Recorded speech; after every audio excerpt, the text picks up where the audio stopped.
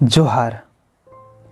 जब भी मैं महापुरुषों की प्रतिमा के बगल से गुजरता हूँ तो उन्हें प्रणाम करने, सम्मान करने और उनके प्रति कृतज्ञता व्यक्त करने को दोनों हाथ जबरन उठ जाते हैं।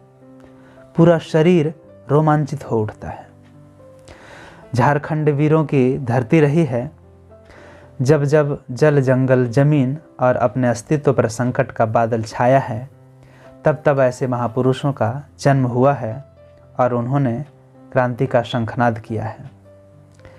पर दुख की बात है कि आदिवासी समुदाय से आने के चलते इनके इतिहास को मुख्यधारा में शामिल नहीं किया गया और लिपिबद्ध भी नहीं किया गया। अन्यथा पूरे भारत में आज़ादी के प्रथम स्वतंत्रता संग्राम 1857 में जितना योगदान झांसी की रानी लक्ष्मीबाई का है, जितना योगदान बिहार के कुंवर सिंह का है, जितना योगदान नाना साहब आदि का है, उतना ही योगदान 1857 के प्रथम स्वाधीनता आंदोलन में इनका है, जिनके बारे में हम बातचीत करने जा रहे हैं। जी हाँ, झारखंड सरकार के दस्तावेज के मुताबिक पलामू में हुए जंग आज़ादी के महानायक स्वतंत्रता सेनानी नीलांबर और पीतांबर, जो आपस में दो सहोदर भाई थे, उनका शहादत दिवस 28 मार्च है। इन्होंने आत्मसमर्पण नहीं किया था, बल्कि चंद गद्दारों, जमींदारों ने धोखे से इन्हें पकड़वाया था। अपने मात्र पारंपरिक हथियारों, तीर धनुष के ही बल पर अंग्रेजों के छक्के छुड़ा दिए थे।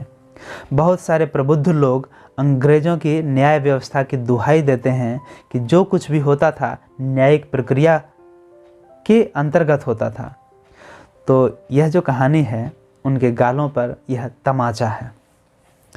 कहा जाता है कि इन दोनों भाइयों को पकड़कर लेस्लीगंज लाया गया और वहीं बिना कोई कानूनी कार्रवाई किए 28 मार्च 1859 को फांसी दे दी गई।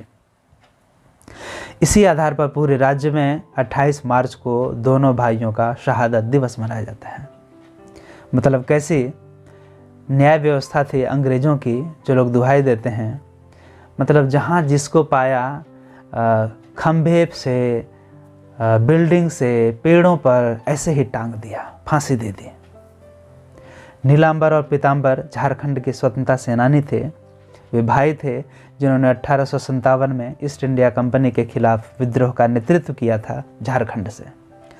उनका जन्म लातेहार जिले के खरवार जनजाति के भोक्ता कबीले के एक परिवार में केमो सेन्या गांव में हुआ था। उनके पिता केमू सिंह जागीरदार थे। हालांकि उनके शहादत दिवस को लेकर इतिहासकार और लेखकों में मतभेद रहे हैं। नीलांबर पीतांबर को लेकर अलग अलग लेखकों ने इनके शहादत तिथि में भिन्नता बताई है। गढ़वा के इतिहासकार डॉक्टर रमेश चंचल ने अपनी लिखित नाटक मैं पलामू हूँ, उसमें जिक्र किया है कि इन दो शूरवीर भाइयों को अंग्रेजी हुकूमत ने 28 मार्च को ही लेस्लीगंज में बरगद के पेड़ से, सुनिए, बरगद के पेड़ से लटकाकर फांसी दी थी। इसी को आधार मानते हुए बाद में झारखंड सरकार ने यह मान लिया कि 28 मार्च को ही इन दोनों भाइयों का शहादत दिवस है। कई इतिहासकार अपनी पुस्तक में लिखते हैं, जैसे कि लेखक राकेश कुमार सिंह हैं। उनका मानना है कि अंग्रेज हुकूमत ने लेस्लीगंज में सिर्फ नीलांबर को ही फांसी पर चढ़ाया था, जबकि पीतांबर और उसके बेटे को कालापानी की सजा दी गई थी। उन्होंने अपनी पुस्तक महासमर की सांझ में इसका जिक्र किया है। उन्होंने कहा कि उस समय के तमाम सरकारी पत्र, दस्तावेज, कोर्ट के दैनिक प्रतिवेदन के अध्ययन से यह स्पष्ट होता है कि दोनों भाइयों में से सिर्फ नीलांबर को ही फांसी दी गई थी। उन्होंने कहा कि चूंकि हमारे देश में प्राण की आहुति देने वालों को श्रेष्ठ माना जाता है, यही कारण है कि दोनों भाइयों में छोटे होने के बाद भी नीलांबर का नाम पहले लिया जाता है। उन्होंने अपनी पुस्तक में लिखा कि 134 दिनों तक चले सिपाही विद्रोह, सुनिएगा ध्यान से, 134 दिनों तक चले सिपाही विद्रोह, एक तरफ बंदूक और तोप और एक तरफ तीर धनुष, इसके बाद भी 134 दिनों तक चले सिपाही विद्रोह के अंत के बाद भी पलामू के इन दो महानायकों ने हार नहीं मानी और बिना किसी बाहरी मदद के आगे करीब 2 साल तक इस संघर्ष को, संग्राम को जारी रखा। उन्होंने अपनी पुस्तक में लिखे गए तमाम तारीख और दिन के आधार पर पुस्तकों और दस्तावेजों का भी जिक्र किया है। गढ़वा के रहने वाले राष्ट्रपति पुरस्कार से सम्मानित जो रिटायर्ड टीचर हैं और इतिहासकार भी हैं, डॉक्टर रमेश चंचल, अपनी पुस्तक मैं पलामू हूँ में कहा है कि मार्च में ही दोनों की शहादत हो गई थी और अंग्रेज़ों के खिलाफ इन लोगों ने जो, दोनों ने, नीलांबर और पीतांबर, अंग्रेज़ों के खिलाफ जो जंग छिड़ी थी, तब कोई खास दस्तावेज नहीं होते थे, न ही कोई न्यायमूलक कोई कानूनी कार्रवाई होती थी। जो अंग्रेज चाहते थे वही कानून होता था, जिसको जहाँ चाहा वहाँ फांसी दे दी। मतलब हजारों लाखों लोगों ने शहादत दी है, जिनका बहुत सारे हजारों लोगों का कोई नाम ही नहीं है।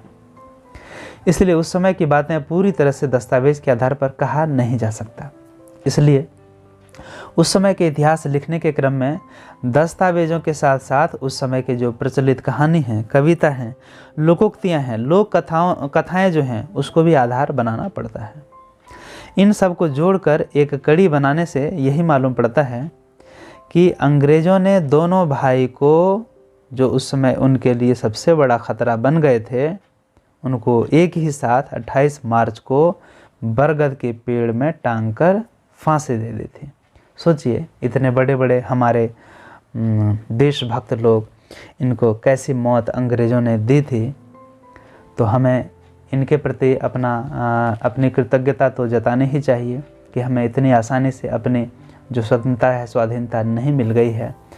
तो हम इनकी प्रतिमा बना करके इन्हें पूजें, ये अच्छी बात है, लेकिन इसके साथ साथ यदि हम इनके सपनों को साकार कर पाएँ अपने देश और राज्य में, तो ये उनके प्रति बहुत बड़ी कृतज्ञता होगी। तो इस वीडियो में इतना ही। यदि आपको यह कहानी पसंद आई, अपने झारखंड राज्य के जो देशभक्त हैं उसके बारे में, तो आप इसे अपने दोस्तों के बीच शेयर कर सकते हैं और लाइक कर सकते हैं और कमेंट बॉक्स में कुछ कमेंट भी कर सकते हैं। ठीक है।